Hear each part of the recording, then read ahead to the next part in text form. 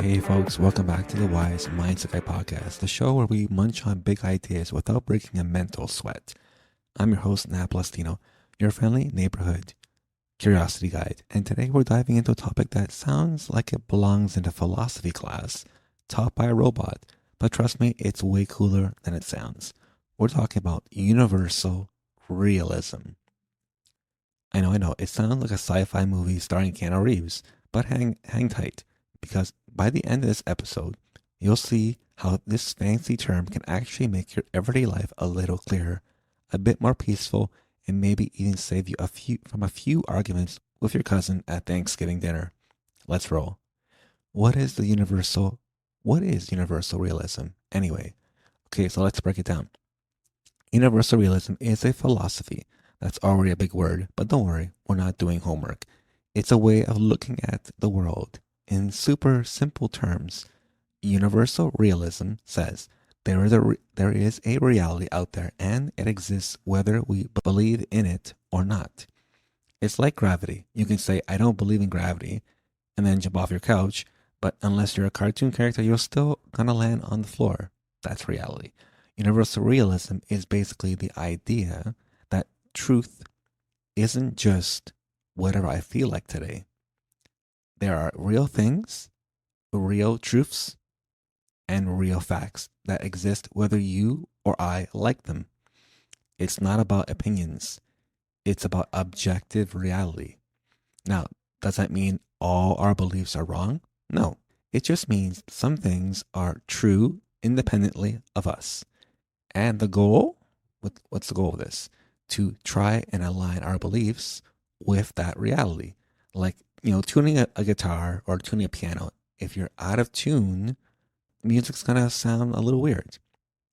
Okay, but how does this help me? Great question, invisible podcast listener. You might be thinking, Nat, this is fun and all, but how does this help me in my daily life? I'm glad you asked. It helps you become more open-minded. Seriously. When you believe there's a real world out there and not just your truth versus my truth, you realize, hey, maybe I don't know everything yet. Maybe someone else has a better understanding of reality. And suddenly, boom, you're curious instead of defensive, open-minded instead of stubborn. That's powerful stuff. It makes conversations way less stressful. Ever argue with someone who just won't budge, no matter what evidence you show them? Yeah, we all have that type of uncle. Universal realism teaches us that truth isn't about who wins the argument. It's about both people trying to get closer to what's real. It becomes less about ego, more about exploration, less I'm right, and more let's figure this out. Next thing is it helps with decision making. Imagine you're trying to eat healthy, but you want to believe pizza is a vegetable. Well, spoiler alert, it's not. Universal realism says, hey, let's work with what's real. So instead of convincing yourself that 3 slices of pepperoni pizza are a salad with flair, you can actually make informed choices based on facts. Fourth thing is also it boosts mental clarity. When you accept that reality doesn't bend to feelings, you stop trying to force the world to match your mood. Instead, you focus on understanding it, adjusting to it, and growing with it. That's like mental yoga, but without the awkward poses. And all right, so time for a quick story.